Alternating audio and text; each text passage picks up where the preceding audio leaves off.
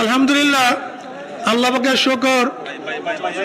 আমাদের আগে একজন হিন্দু ভাই আগে ছিল চন্দ্রশীল, রিপন চন্দ্রশীল, এখন বর্তমান নাম মোহাম্মদ আনাস।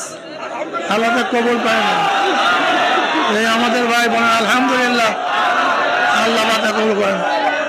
পড়েন কালেমা তৈয়ব, লা ইলাহা ইল্লাল্লাহ মুহাম্মাদুর রাসূলুল্লাহ, কালেমা শাহাদাত, আশহাদু আল্লা ইলাহা ইল্লাল্লাহ ওয়াহদাহু লা শারীকা লাহু ওয়া আশহাদু আন্না মুহাম্মাদান আবদুহু ওয়া রাসূলুহু।